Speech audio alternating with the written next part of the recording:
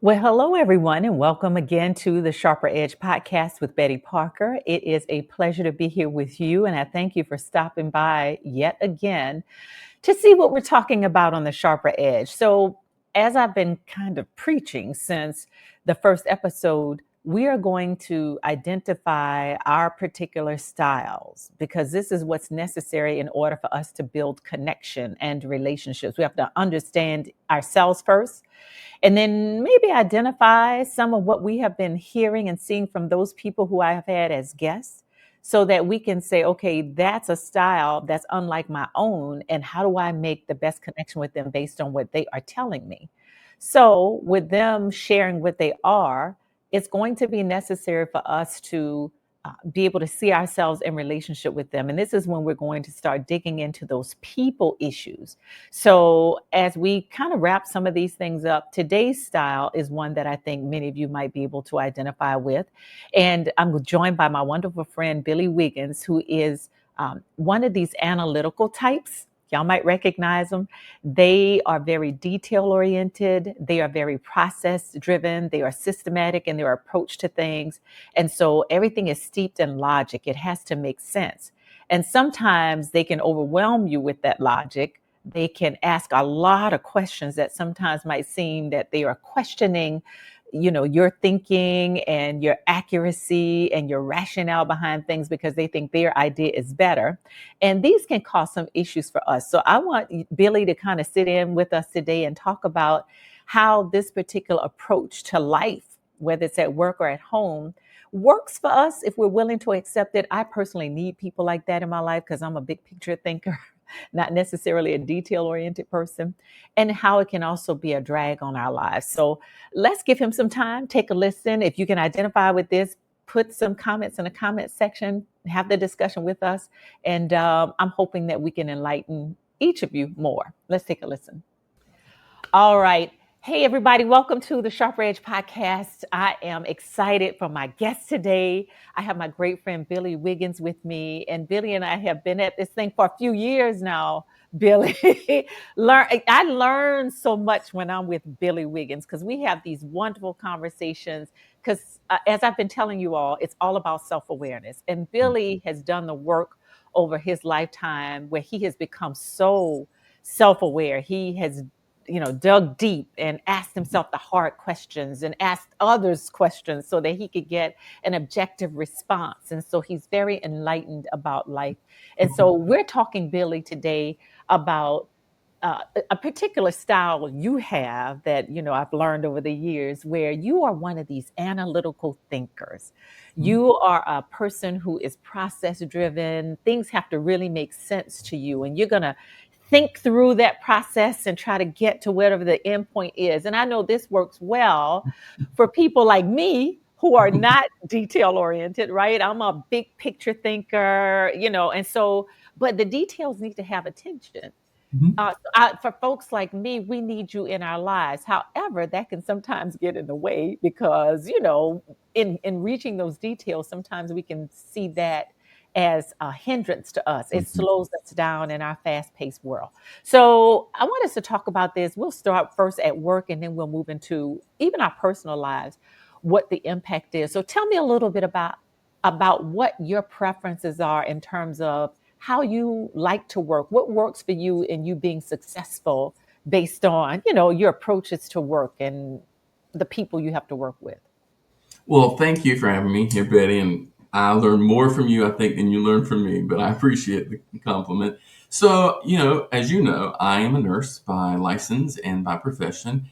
And, being detail oriented works well for a nurse, right? I'm sure it's one of the reasons why I went into nursing. It's not an accident, right? We tend to land in certain roles that are benefit from that level of detail. And so for me at work now, I have been in my career for a while and don't do direct patient care anymore, but kind of work behind the scenes. And so details are really important, whether it's details related to policy or procedure, whether it's details related to practice or whatever it is we're doing.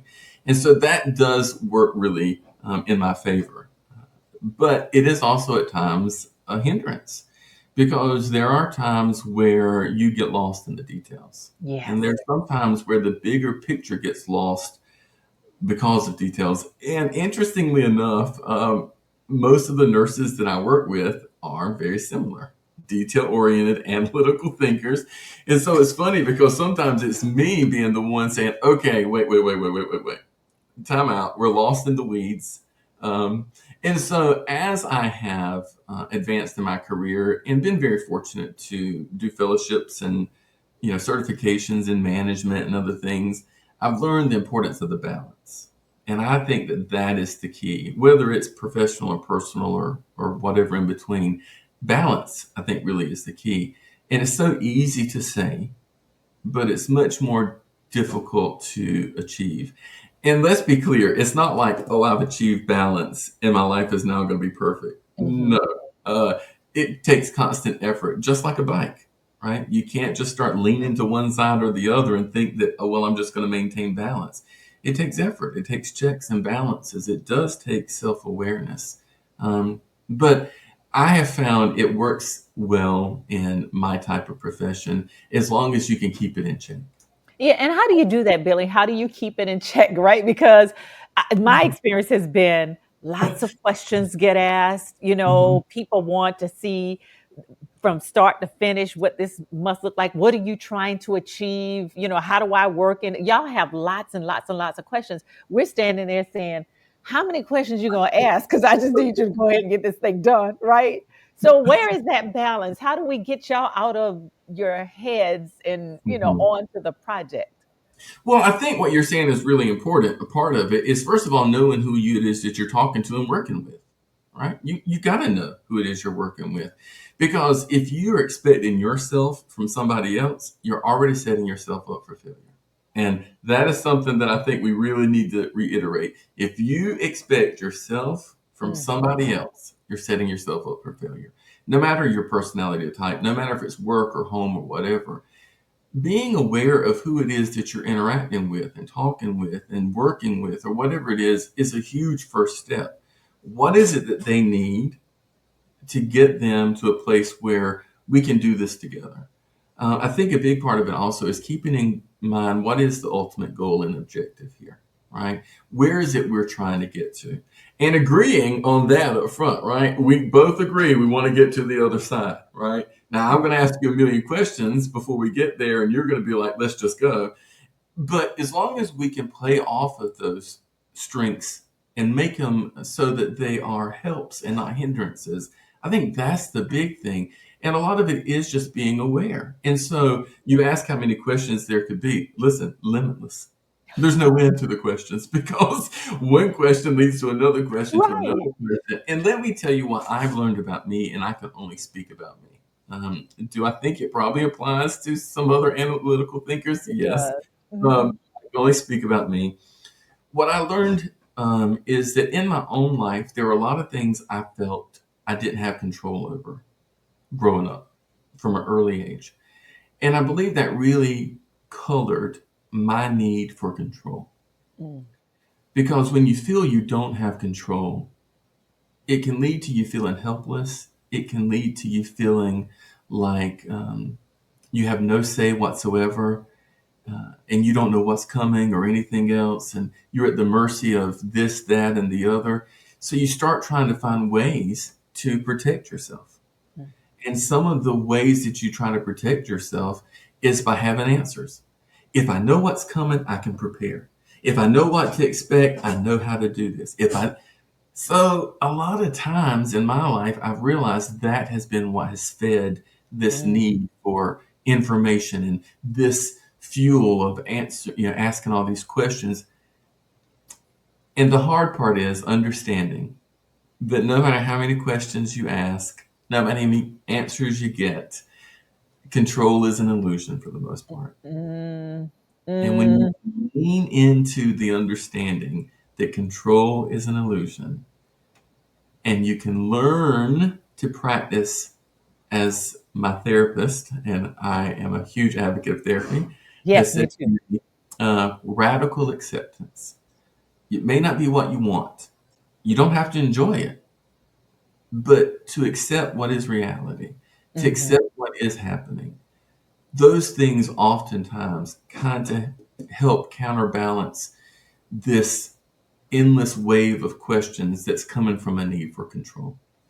So, would you say that, oftentimes when we do this deep analysis that you all are often looking for, I heard you mention, it's a need to be able to control. Is it the destiny? Because I also find that you all want things to be just so. You want it to be right. It has to be high quality, right? So, the more I ask these questions, because I want to make sure when I do this thing, I do it right. And for Mhm, us, we're at a point of, I always ask people, where's your enough? Because mhm. when I ask for stuff, people are giving me your particular type or Yes, style, yes. gives me way more than I asked for. I don't need all of that stuff. I Mhm, have a point where you were good enough when you could have gave me the first iteration, but you have done 2 and 3 different tries and run at this thing. Now it's perfection when you give it to me. It's wonderful. But I feel like y'all have wasted a bunch of time on me because I didn't need all of that stuff, right? So how do you navigate that so that you're not where I almost feel like I'm doing y'all a disservice mm, because you're putting so much into something that is it was sufficient a long time ago and you could have been moving on, to something else. So that whole control thing, that whole need for perfection, that whole let me do it till I get it right, no, is that you being too involved in your own perspective and not recognizing because you mentioned about us, knowing how mhm. to, interact with each other. How do I get people to that point where enough is enough? Okay, well, you're probably not gonna like what I'm gonna say. Oh boy. I don't think you can get people there. I Okay. think it's an inside job because I think what's happening oftentimes, and again, I can only speak for me, is it's not enough because at times I don't think I'm enough. Mm. And I need it to be perfect so that I feel validated. I need it to be more than what you would expect so that when you think about it and you think about me, you think, oh, that's somebody who really has got it together, somebody who's really excellent in what they do because it's a reflection of me. And for me, Mhm. again, I can only speak for me. In my past, and thankfully over the past year or so, I've done a lot of growth and changing. I'm not where I want to be, but I'm certainly not where I was. But I realize when you asked me that question, and you did ask me that question years ago, what is your enough? I couldn't answer it because I didn't realize at the time that what wasn't enough was my perception of myself. Mm.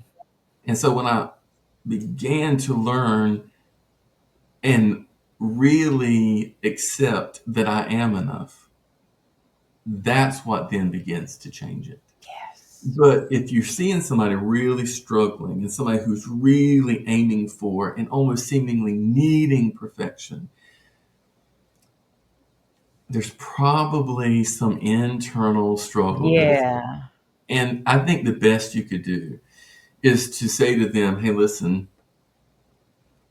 the work you do is amazing. However, I think who you are is amazing outside of whatever you produce or generate. Mhm. And what I would want and encourage you to do is to really reflect on what motivates you to feel that this version 2.0 wasn't good enough. And so now we're at version 20.0. But Mhm. is it something that someone outside of them can change? No. Is it something somebody outside of them can maybe help them begin to see and understand? Yeah. I love that it's an inside job. Oh, absolutely. Because it does start within here. And that's what I try to get people, I deal with styles in the work environment more often when I'm coaching people. I am not a Mhm. therapist. Let me make sure I stay in my lane, right?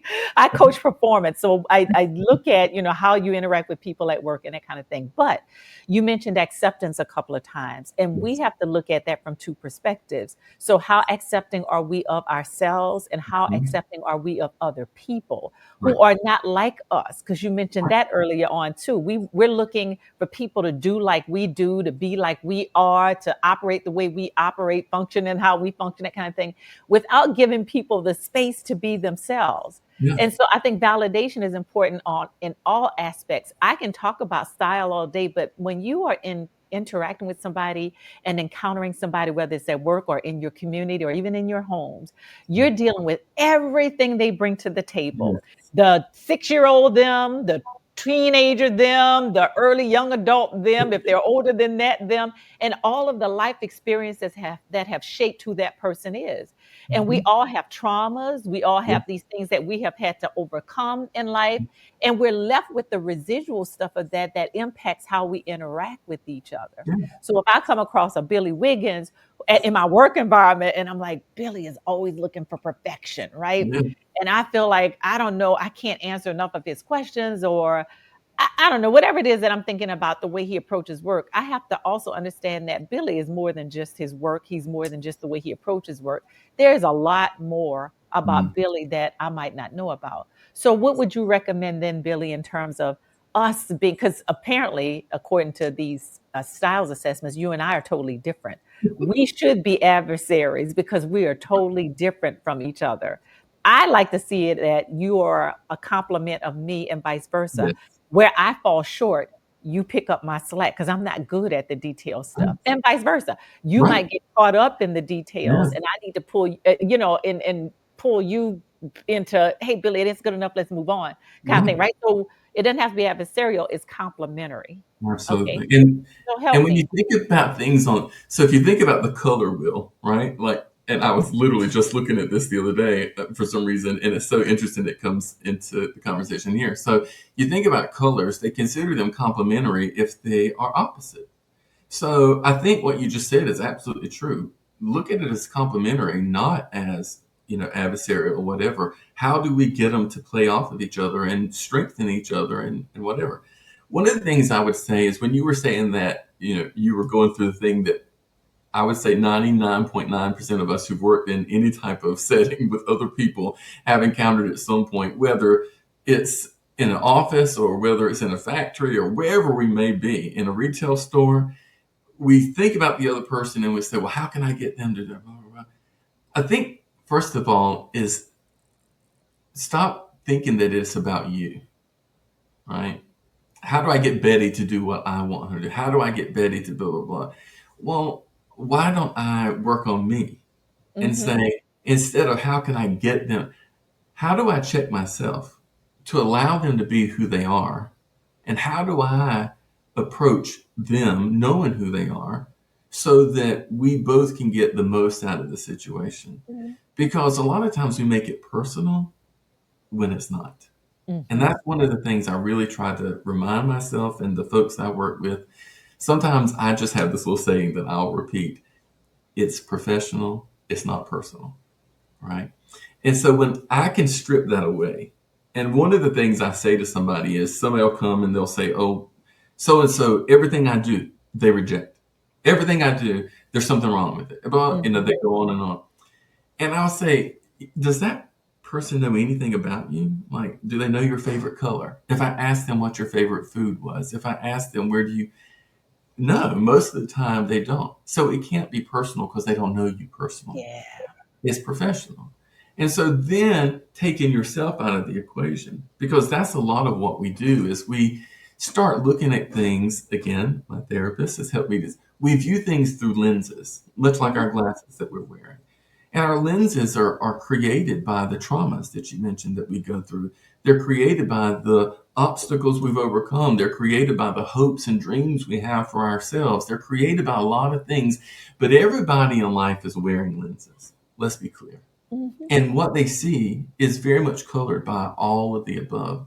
And when we can stop just looking at it from our perspective and start trying to be more understanding of what other people are going through or why it's influencing them, that it can shift the way we address it. But again, I think going back in a personal, professional setting, what is the goal? What is the objective?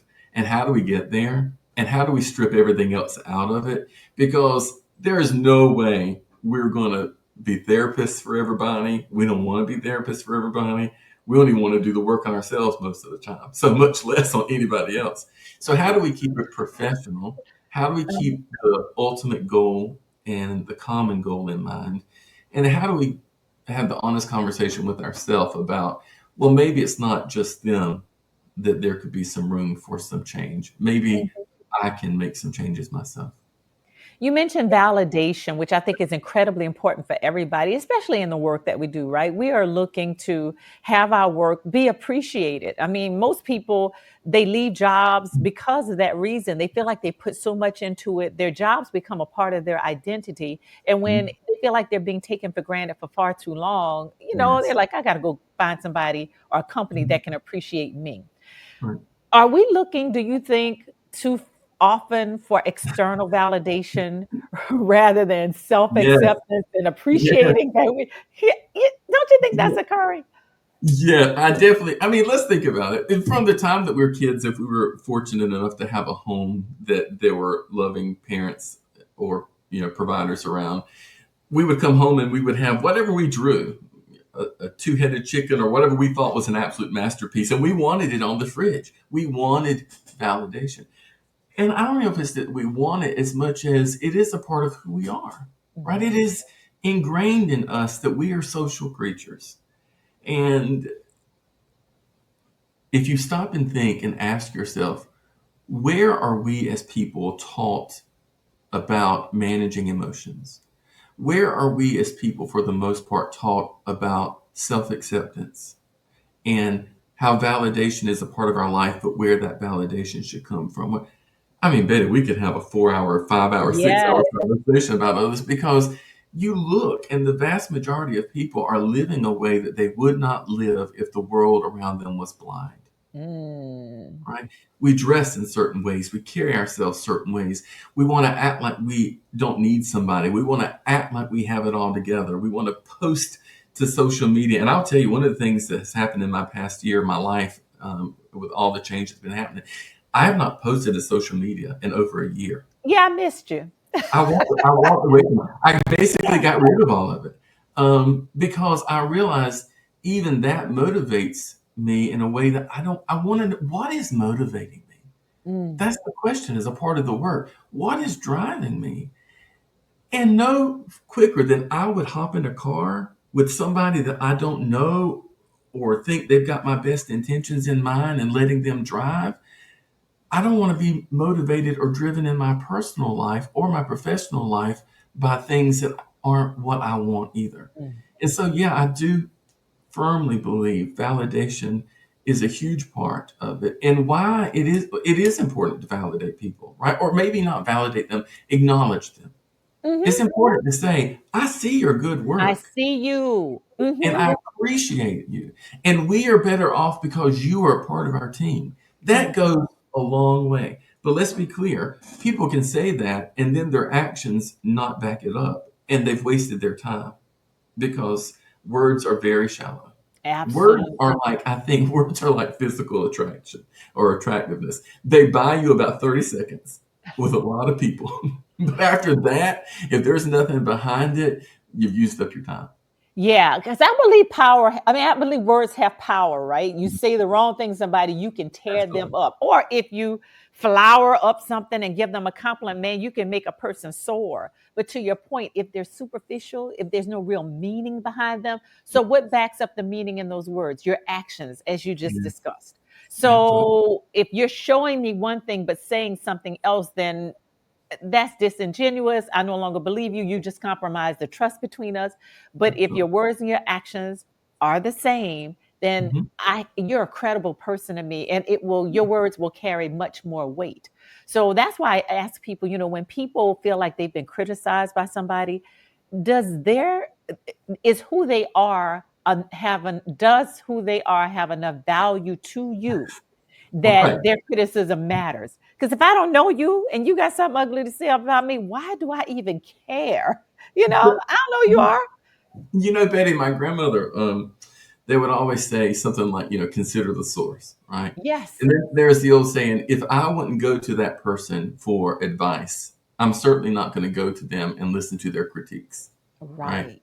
And so a lot of that is true, but oftentimes people's words carry more weight because it strikes a chord in us where work has not been done.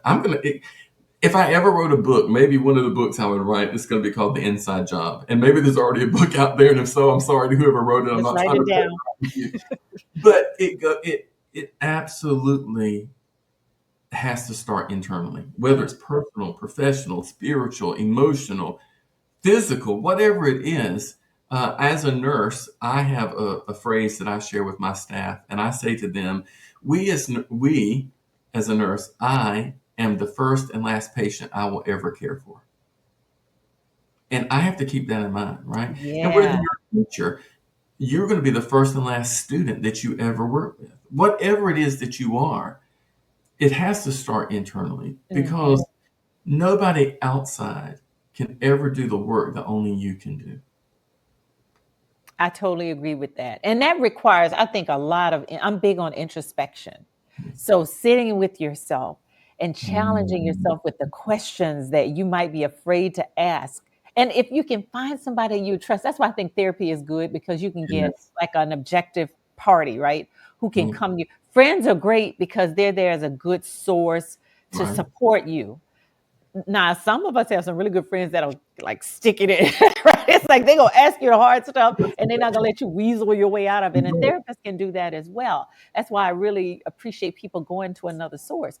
It is hard for us sometimes. We are biased in our thinking because we don't really want to deal with the hard stuff. So we're not gonna always be as honest with us as we should, and we color it with all kinds of other extra stuff we put on it instead of getting to the real core of why we are the way we are and why we approach things the way that we do. But I do believe that we have to sit with ourselves, sit with those hard Mm. questions and ask, why did I respond in that way? Why does this matter to me? Why do their words matter to me? What kinds of questions am I asking myself? Why do I feel this way in this moment? What has happened in my past that's driving this kind of response to me? Yes. All of those kinds of things, right? And I don't think we do that. We don't carve out enough valuable time to have those kinds of moments. Not only that you speak to yourself, so you and I are both Christians, where God can also speak to me, right? Yes. The spirit kind of Absolutely. gets in there and challenges me to be better than I am and to deal with all the ugly parts. You know, the Yeah. world can't tell me enough about myself that ain't right the way I can in those quiet moments because they Mm. don't know all the very intimate details, but I do. And Mhm. so, how do I get better as a human being unless I deal with that kind of part of me, that those kinds of parts of me? So, Well, when go ahead. I was just going to say what you just talked about. So self-talk, I think, is a huge thing that we don't often realize that the vast majority of us do. We have internal dialogue where we're saying things to ourselves. If you listen to people, oftentimes you can even catch it. They'll say things out loud. They'll be like, "I'm so stupid." I'm so, Ah, and so if a stranger walked up to me on the street and they said, "You are so stupid," like you said, if I don't know the person, whatever, either I'm probably going to do one of two things. I'm going to think, okay, this person may not be stable or whatever, and I'm just right. going to My ignore them. first thought too, they're crazy. Or two, I'm going to say, you don't, I'm going to start to defend myself. You don't know me. Right. Hmm. But what we say to ourselves, we will believe almost undoubtedly every single time. And so it is so important that we think about and we filter and we're mindful of what we are saying to ourselves. You mentioned earlier something about self awareness. And if you ever see me doing this number, sometimes I'm jotting things you say. Uh, but we will oftentimes tell ourselves or hear people say, "Well, I'm very self aware." Well, then the thing that they do is they're very self aware of all the things they think are flaws and areas they need to be worked on. If Hmm. that's all you're focusing on, that's not self awareness, right? That's being hypercritical of yourself. But Hmm. that's not being self aware because are you aware of all the things that you are wonderful at? All the beautiful parts of yourself. Hmm. And so, do I think any of us ever get it all figured out? Absolutely not. But I think the best we do is we try to be honest with ourselves, which is what you were just saying, that Hmm. requires a lot of internal work to face ugly things that we may or may not have had any say over, but that we all carry them. Hmm. And how do we address it, acknowledge it, unpack it, and accept it for what it is in such a way that it doesn't continue to drive that car that we talked about earlier, Yeah. where we just are passengers. Somebody told me this recently in the past year about emotions. So, we don't talk about emotions a lot, Mm. but we all have them. And Mhm. most of us feel them every single day. And if you think emotions get dropped off at the door of your office building and get picked up on the way out, then I Hmm. would love to go to your office because it's certainly not the one that I've been in, right? So somebody said to me, emotions are like children in a car. You don't ever want them driving because they're going to get you into trouble. They're going to hurt you. They're going to take you somewhere you don't want to be. They're going to cause damage and harm. You don't want them driving. But you can't throw them in the trunk either Mhm. because they're not going to survive back there. But if you think about them as being in the back seat, and when they start to cry out to you, whether you're feeling anger or you're feeling loneliness or jealousy or insecurity, when that child, that emotion cries from the back seat, if you can challenge yourself to say, okay, I hear you, I feel you. What is it that you're trying to tell me? And learn to work through the emotion instead of trying to suppress or hide it or Mhm. let it just run rampant. It really can change how you see yourself and how you interact with the world.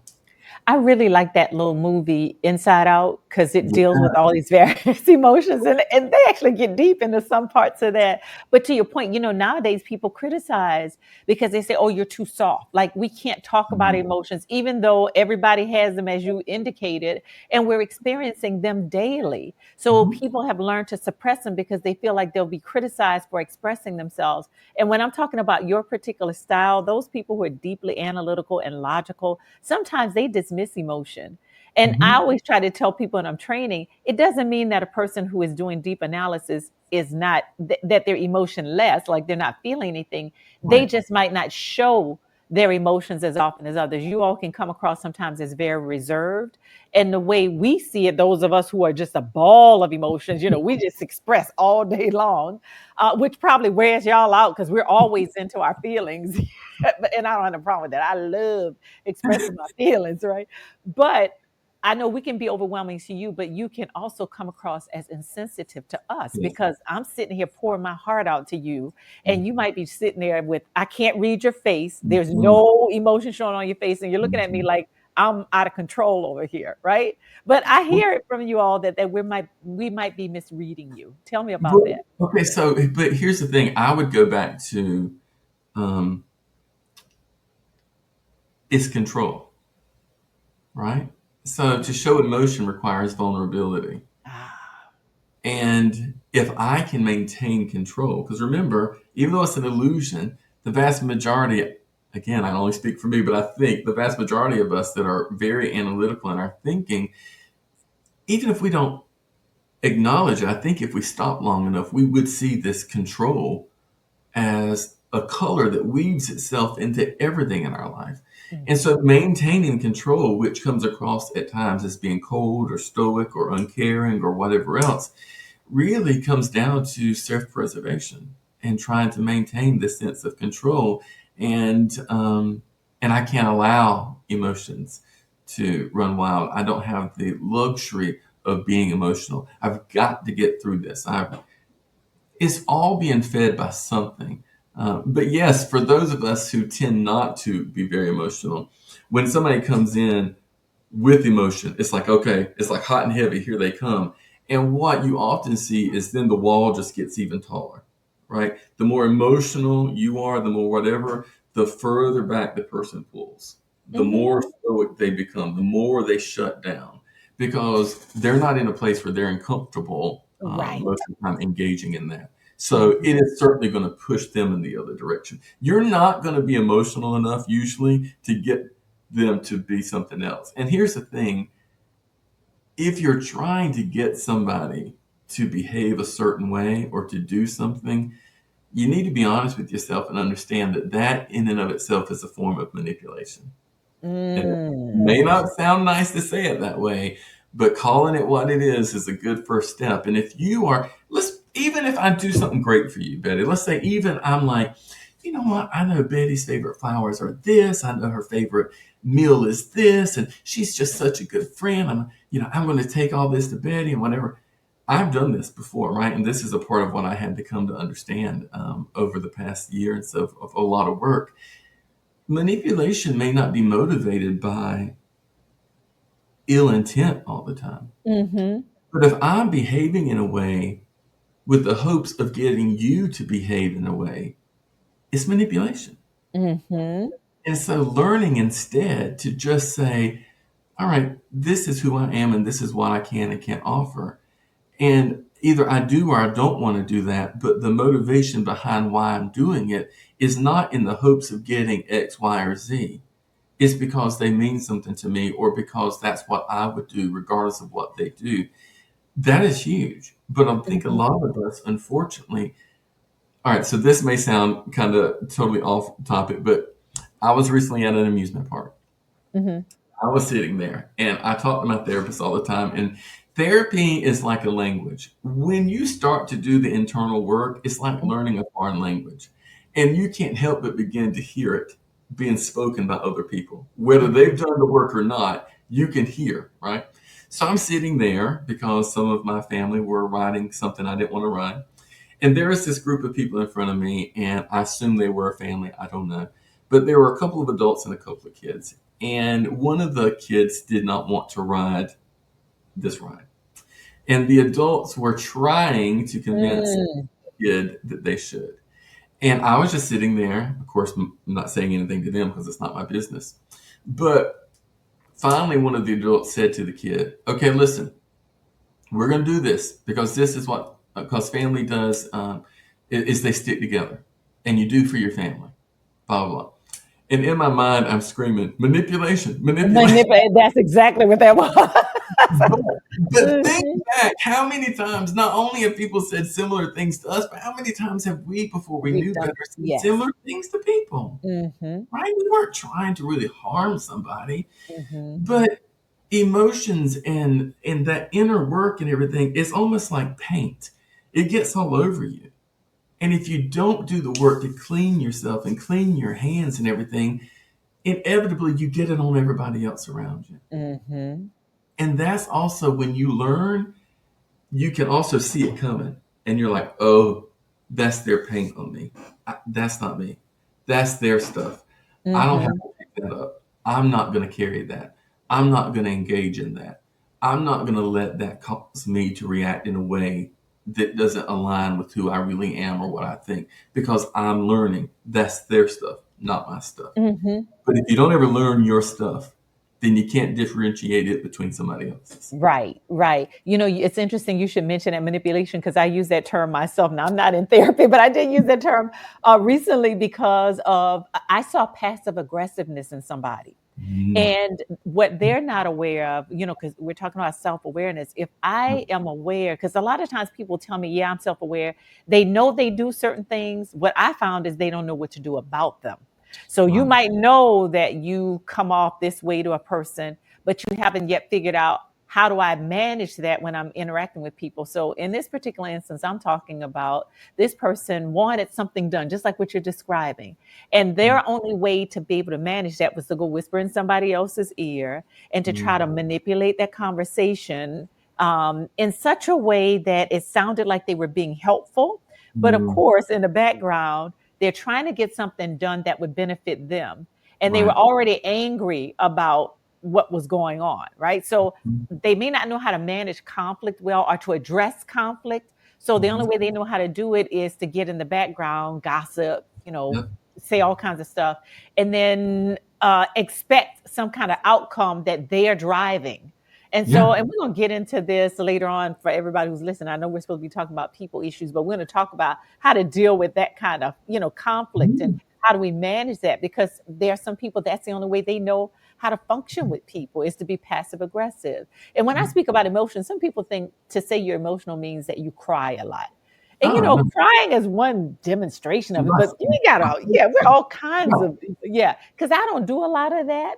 And somehow I've been kind of called out on it in a fun way. I mean, people don't say something Yes. wrong with me, but I don't. It's not like I can't cry. I wish sometimes that I could, but I'm just not moved to do that. But I'm feeling Mhm. very deeply about Right. a situation. I've experienced a lot of loss in my life. I lost my Mhm. wonderful, beautiful sister who I was closest with. in January. And I Mm. felt that so, so, so, so deeply. Did I cry at her funeral? No. And I felt like I should. I almost felt guilty that I didn't, right? But I'm at a different place spiritually in that, Right. it was a homegoing to me. But Right. as much as I catch myself at times thinking, oh, I'm going to call Pauline and tell her this. And I can't Mhm. do that anymore, Right. right? So I still get sad, but I'm not in tears about it. So I don't, Right. and that's not a flaw. I just don't express it that way, but I still have, sadness and sorrow Of in course. those situations. So when we talk about this whole idea of managing our emotions and how we respond Mhm. and trying to control certain situations as we wrap up, because I know you've been so generous with your time. So, but I No, can talk to you all day, Billy. I can talk to you we all day. could, we could.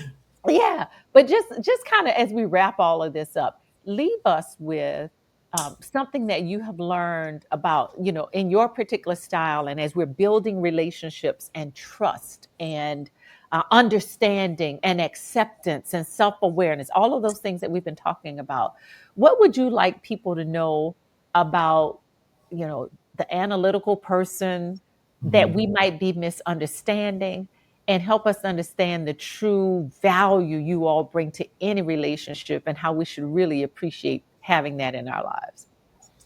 The first thing that comes to my mind when you ask me that, I would say oftentimes is the analytical person is most likely somebody who really cares and who really wants the best. Now, the way they go about it may not be the most healthy. It may not be the way you would do it. It may not be the way you would want it. But at their core, they're usually somebody who really wants the best. Now, it's probably being influenced by a lot of other factors, whether it's that they don't feel good enough, or whether it's fear of rejection, or whether it's the need for validation, or whatever it may be. At their core, they do really want what's best. And I think that's a huge asset. If you've got somebody that cares enough to really get in the weeds to try to work through it, then that certainly can be a strength for you. It does require understanding how to navigate that. It requires you being able to keep yourself in check as it would with any other personality type. But I believe that the person who is lost in thought, oftentimes, or lost in the weeds, is trying their best to create something that is going to be as good as it possibly can be, and or it's a person who is doing their best to find their way. Mm. And so if they aren't contributing what you think that they need to for the objective goals, and again, I would do your best to keep everything as objective as possible. All Mhm. right.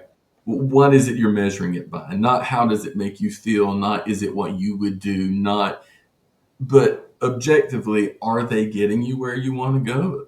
If not, is there feedback you can give them from an objective standpoint to be able to say whatever?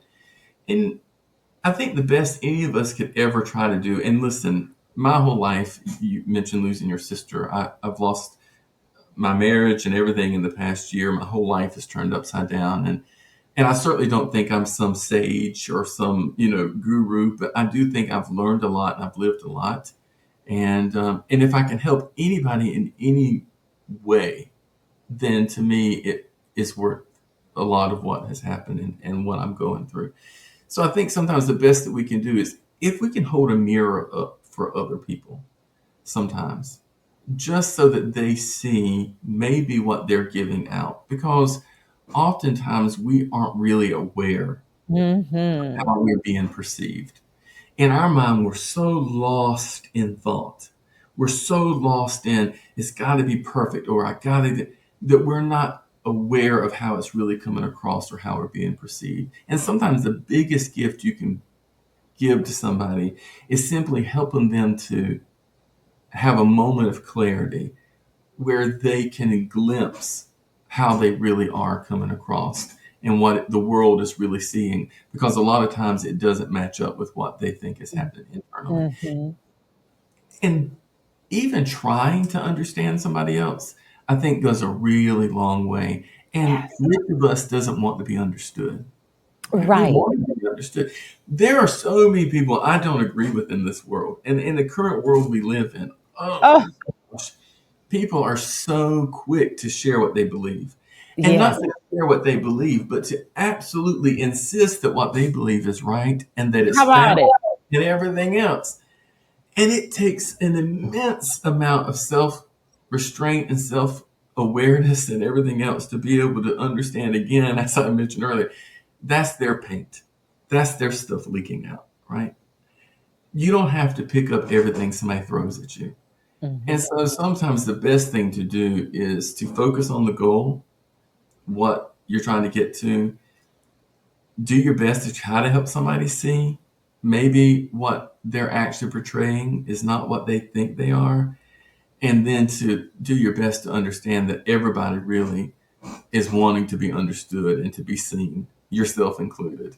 And if we can do that at the end of the day, then I would say, regardless of where you work, regardless of what you make, regardless of whatever, that is absolute success. Mhm. Alright, I said that was the last question. I gotta ask you this one though, because you said something I just think needs to be addressed. We don't have to go into too much into it, but you mentioned overthinking. Billy, Oh God, how do we yeah, I mean, because I know so many people who and they'll say that, "I'm just an no, overthinker," right? no. And, for you analytical types, I'll say again, but I do the same thing though, and I'm not analytical. I can get all caught up in certain things and just go through this trail. I end up in this rabbit hole just thinking, Yep, thinking, thinking, thinking about yep. stuff. What do you do? Have you studied that about yourself? What do you do when you feel like you've gotten to a place where I am doing way too much now? Yes. Yeah, so I just recently finished a book called Don't Believe Everything You Think. And the book, one of the main principles of the book is that thinking really is the root of all suffering. And it sounds like a novel idea. It sounds like something somebody would put on a t shirt or a coffee cup or whatever. But when you really start to think about it, there's so much truth to that, Mhm. right? But overthinking is coming from a need for protection. The brain's job is to protect you. That is the brain's job, right? It is to protect you. So you're going to try to think about, oh, what if I did this? It might cause that. Or if I do this, and next thing you know, you've gone down this rabbit hole and you've gotten lost just spinning your wheels. So a part of it, again, it's not stuff that happens overnight, but one is the awareness of when you're starting to go into that loop or that cycle. This individual, this author, had something that he called pause, Pause. And he said, whenever you start to do that, use the acronym pause. And the P literally is to pause.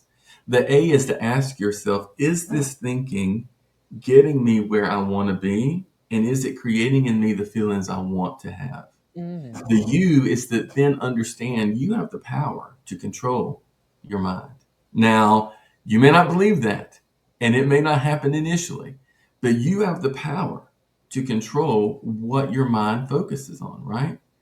The S is then to say to yourself, overthinking and thinking in general is the root of all suffering. Just remind yourself. And the E is then to sit in or embrace those feelings and Mm. understand I'm feeling this for a reason. I'm not trying to suppress, I'm not trying to ignore. I am embracing this, I'm acknowledging this, but I'm also understanding I'm not going to give this the steering wheel. I'm not going to let it drive. It can have my attention for a moment. Yeah. I'm going to acknowledge it, but I then have to intentionally step up. And Betty, I think that's a big part of it. We will continue to age physically no matter what we do, right? Trust Mhm. me, no matter how hard we try to stop it either, we're going to continue to age. But as far as maturing and as far as growing internally, that takes intention and it takes repeated effort. So, what I've learned for myself is one, being aware that it's beginning to happen. And I'm often made aware because of my emotions, because I start to feel stressed. I start to feel sad. I start to feel, and I'm like, what's happening?